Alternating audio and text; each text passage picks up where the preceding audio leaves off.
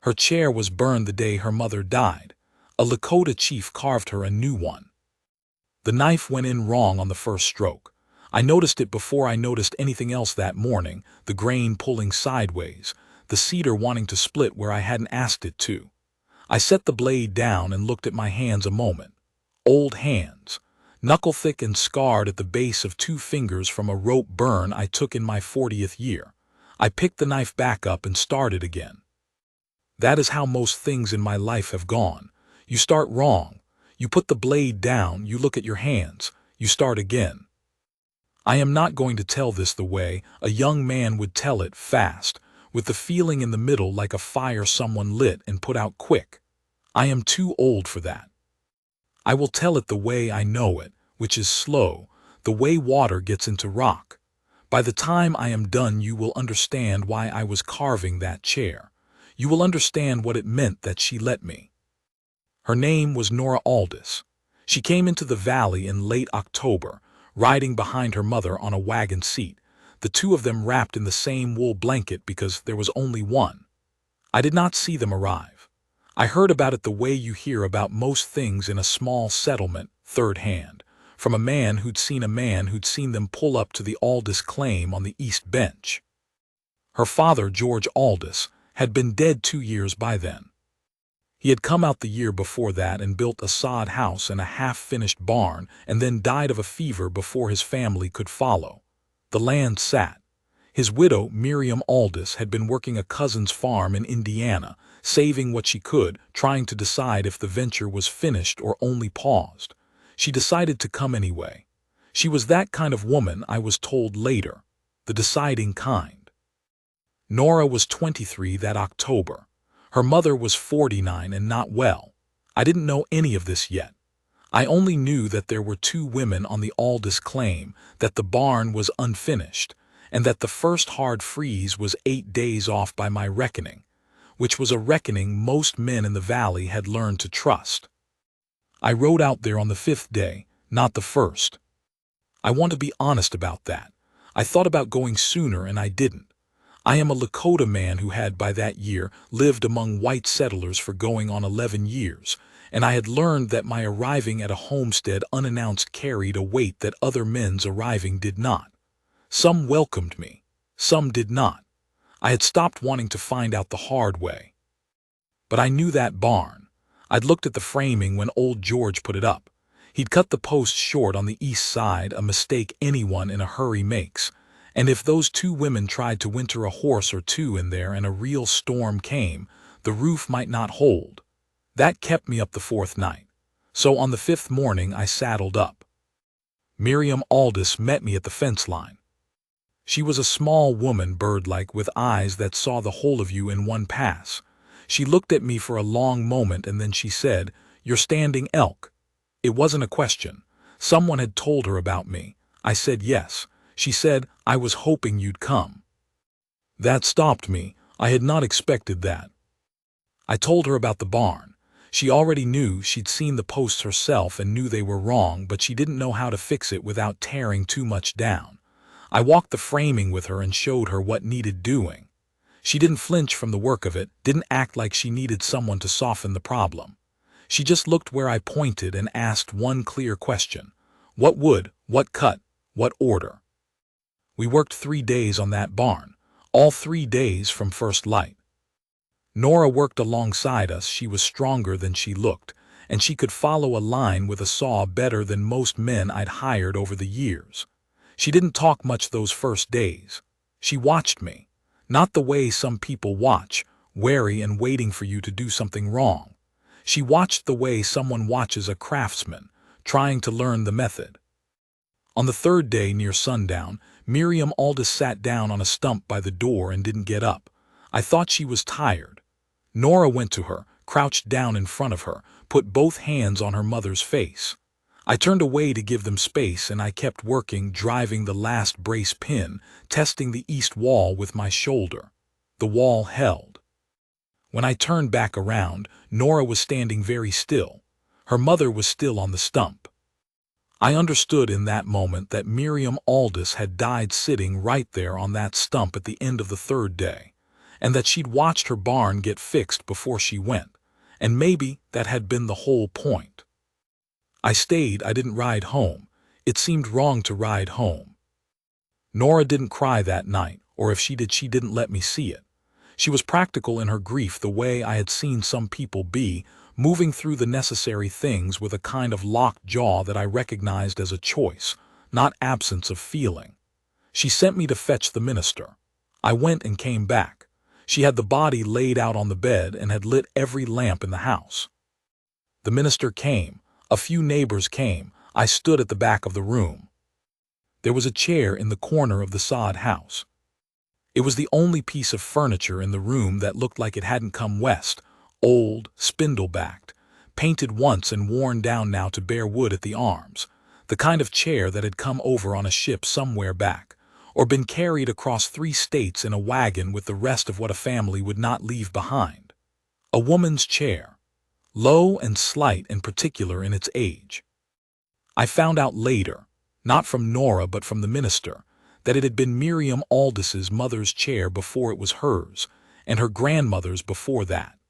That it had crossed from Ohio, and before that from somewhere in Virginia, and before that, the minister said with a kind of respectful hesitation, from somewhere Miriam had never been herself. It was the kind of chair that carries the weight of the people who sat in it, the kind you do not leave behind. The morning after the burial, 2 men from the settlement, I will not say their names, came to the Aldis claim to make Nora an offer on the property. She was alone now. A young woman, 23, no family within 500 miles. The offer was not generous. It was the kind of offer you make to someone you believe has no choice. She told them no. One of the men, the taller one, said something then that I did not hear because I was at the barn. But I saw his face when he said it. I have been reading men's faces for a long time. What I saw was contempt dressed up as concern. They left. Nora went inside. That night something happened to the chair. I don't know, and I never tried hard to find out, whether it was those 2 men or someone connected to them, or just the accident of an overturned lamp and bad luck. What I know is that the sod house caught fire on its east side near midnight, and Nora got out, and the chair did not. By the time she beat the fire back with a wet blanket alone in the dark in October, the chair was ash. I saw the smoke from my camp. I rode hard. By the time I got there, it was over. Nora was standing outside the house in the cold, soot on her face and both arms, holding the wet blanket. She looked at me when I rode up and she said nothing. She didn't need to. I could see in her face that she'd been holding herself together by one thin cord all day, and that the chair burning was the thing that had cut it. I got down from my horse. I didn't tell her it would be all right. I didn't tell her she was brave. I didn't do anything soft with words because there was nothing soft to say that would have been true. I walked past her into the house and I looked at where the chair had been. There was a scorched place on the dirt floor and the smell of pine ash and something older, the smell of old wood that has been in a family a long time. That smell hits different than green wood burning. You notice it. I came back out. I told her I was going to sleep in the barn tonight, and that she should go inside and bolt whatever she could bolt. She looked at me for a moment, then she nodded. I want to tell you about the cedar. I had a cedar log I'd been holding for 2 years. Found it up on the North Ridge after a windstorm took a tree, clean-limbed, straight, no rot in it. Cedar that age and size does not come easy, and when it does you don't waste it on small work. I'd been letting it cure. I had plans for it that I had never quite gotten around to beginning, the way you do with good material sometimes. You hold it until you know what it's supposed to be. I knew, the morning after the fire, what it was supposed to be. I am not going to make more of this decision than it was. I was not struck by a vision. I did not hear anything in the wind. I simply lay in the barn on my bedroll and looked at the dark above me and knew that the cedar had been waiting for this, the way some things wait, and that the right thing to do was clear and did not need examining. I started the chair the morning after that. I had a draw knife, 2 chisels, a spoke shave, rasps in 2 cuts. I knew chairs, my grandfather had made them, his grandfather before him, a different tradition but the same understanding of what wood wants. You do not force it. You listen to where it's going and you go with it, and you add your intention in the spaces between. That is a thing I cannot fully explain to someone who hasn't done it. You just know when you're fighting the wood and when you're working with it. I worked mornings on the chair and the rest of the day on the things the Aldous claim needed, which were many. The fence on the north pasture was down in 2 places. The well cover was rotted through. The sod on the roof of the house needed tending before the freeze came. It had been neglected since George Aldous died, and neglect on a sod roof compounds. Nora worked alongside me. Every day. No discussion about it, she just picked up the tools that needed picking up and used them. She was not a woman who waited to be assigned a task. She saw what needed doing and did it, and she expected the same of the people around her, which I understood because it was the same expectation I had of the people around me. On the 3rd day, she came and stood by the chair in progress, and looked at it for a long time without saying anything. I kept working. Finally she said, "Spindle back." I said yes. She said, "The arms, can you bring them lower? My mother always," and then she stopped. I said I could bring them lower. She looked at me for another moment, and then she went back to the fence line. I brought the arms lower. I need to tell you something about what the valley thought of me. I was not invisible in that settlement. A Lakota man who had lived among white families for 11 years, who owned his own 40 acres clean, who built well and worked hard and paid his debts on time, I was not invisible. But being seen and being respected are not the same thing, and I had learned to be careful about which one I was getting. Most of the men in the valley were decent enough. They'd hire me when they needed skilled work and they'd nod to me at the trading post, and some of them would share a meal if we happened to be working close. But there was a layer of something underneath the decency that I never forgot was there. A sense that what I had was allowed rather than earned. A sense that they were deciding, always deciding, whether I belonged. The 2 men who'd come to make Nora their offer, those men were the unguarded version of that layer. The ones who didn't bother with decency as a front. In a valley like that, such men have influence. Not because people follow them willingly, but because no one wants to be the one who argues. After the fire, those men told it around that Nora Aldous had done it herself, lit the fire and been careless, or lit it on purpose for the insurance, which was a stupid lie because there was no insurance. They said she was unstable from the grief. They said she'd be off the claim by spring because a woman alone couldn't hold it, and that they'd be there to pick it up when she went. Word of all this got back to me the way word always did in that valley, through the minister, who was a decent man and hated gossip, but recognized the difference between gossip and information that a person ought to have. I kept carving. On the 12th day, I finished the chair. I set it in the good light outside the barn door and I walked around it slow, the way you do at the end of something, looking for the places where the intention and the wood didn't agree, the places where you got ahead of yourself or fell behind. There were a few places. There are always a few places, but the main lines were right. The spindles were true. The arms came down at exactly the height she'd asked for, which I had thought about more than she probably knew. I brought it inside and set it where the old chair had been. Nora came in from the garden. She stopped when she saw it. She stood there in the doorway with dirt on her hands and the low October light behind her, and she looked at the chair for a long time without moving. I waited. I did not say anything about it. There was nothing to say about it. She walked to it and she ran one hand along the top rail the way you'd touch something you weren't sure was real. The cedar was smooth. I'd worked it down through 3 grits and finished it with the leather strop, and it had that particular cedar warmth to it, the color that looks like it came out of a fire itself, golden red in the low light. She sat down in it.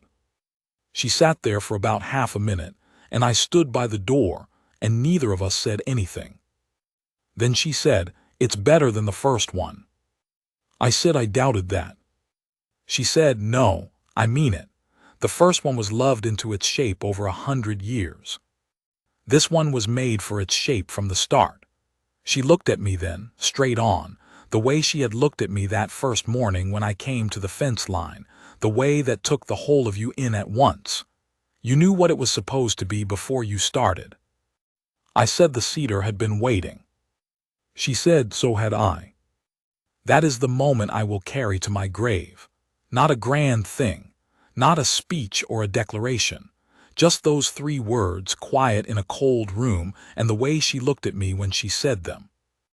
There is something that happens to a man when a woman of worth tells him plainly that she has been waiting for him. Not performing it, not dressed up in expectation or need. Just saying it, clear. The way you say a true thing when you have decided to stop holding it back. It does not hit you like lightning. It settles into you, like water getting into rock. I had been a long time without that. A long time working and building and being useful and being alone, and telling myself that the alone was a choice and not a lack. You can tell yourself that for a good long while. You can even believe it mostly. But there is a place in a man that knows the difference, and that place had been very quiet in me for many years. And when Nora Aldis said those 3 words in that cold room with her hands still dirty from the garden, that place woke up. I did not tell her any of that. I stood by the door and I said that I was glad the chair was right, and she said it was, and that was all we said about it that day. The winter came in hard the 3rd week of November, a week earlier than I'd expected. The barn held, the roof held, the fence held.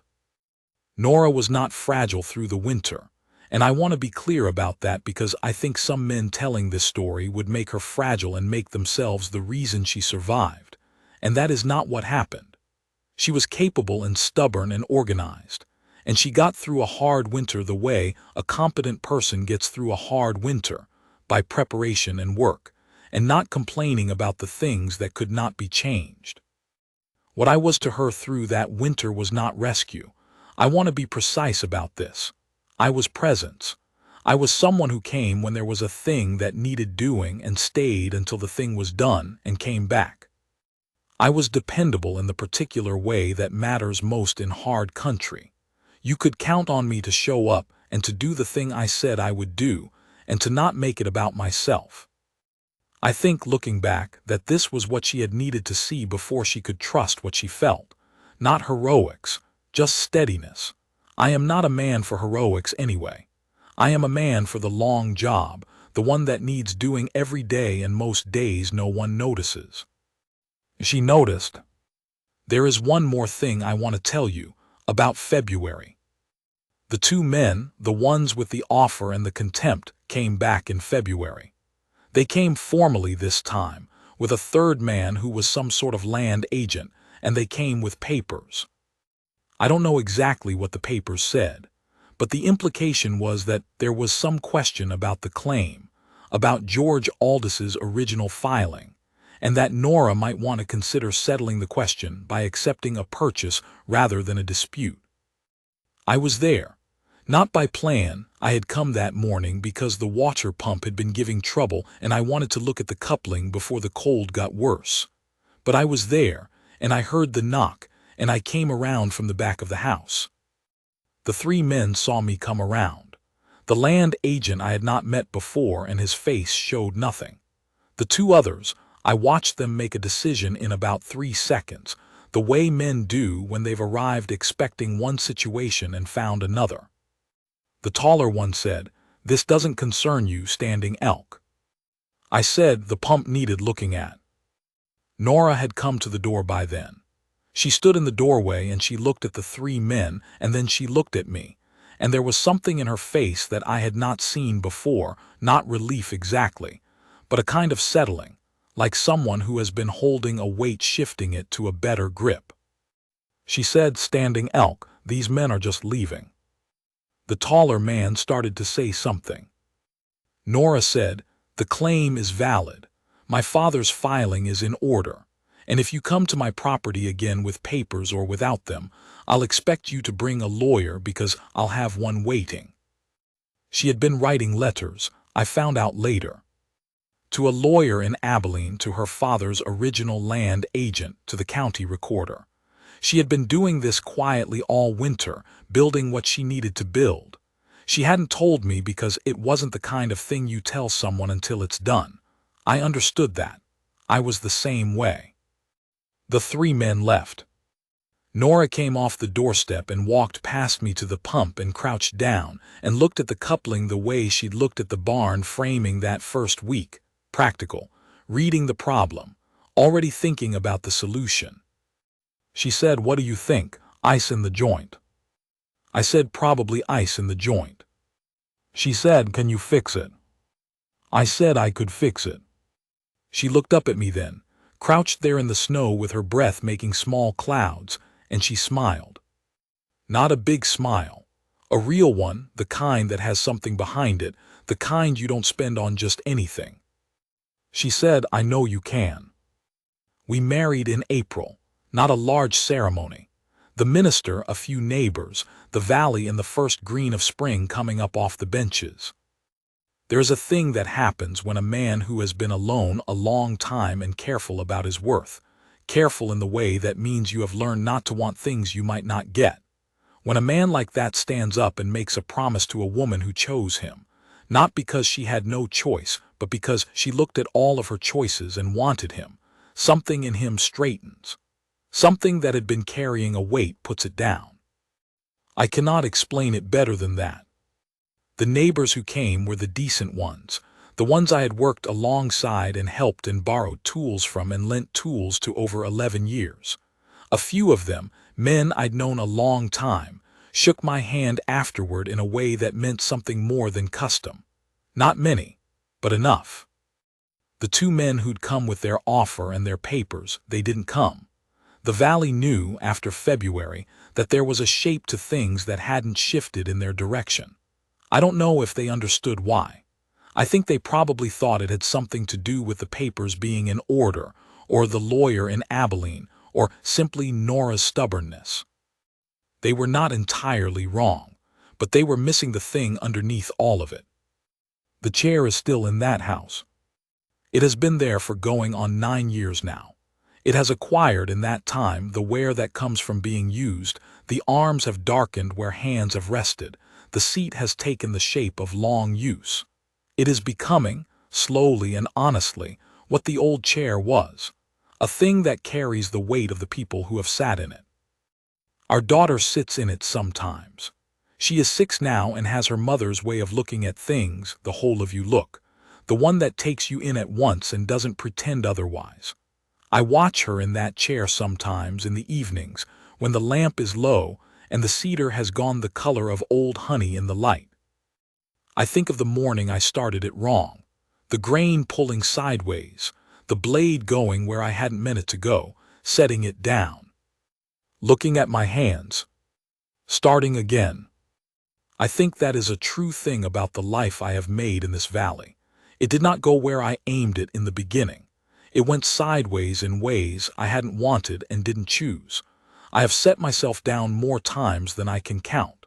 I have looked at my hands and wondered if the work was mine to do. It was. Nora is in the next room right now. I can hear her at the table, the sound of the pen she uses, the way she sets it down between thoughts and picks it back up. She writes letters to her lawyer still, to the county, to whoever needs writing to about whatever piece of the claim needs tending in that way. She is methodical and permanent in everything she does. I could call to her and she would answer, "That is a small thing." I know it's a small thing, but when you've lived a long time without it, when there was a long stretch of years when there was no one in the next room, no one who would answer, you don't take it for granted. You don't forget what it was to listen to a house that only listened back. She chose this. She chose me, this valley, this life, when she had enough left in her after that terrible October to still be choosing, and she chose deliberately, the way she did everything. That is not lost on me. That will never be lost on me. I am 61 years old. My hands are older than that. The knife still goes in wrong sometimes on the first stroke. I put it down, I look at my hands, I start again. And she is in the next room.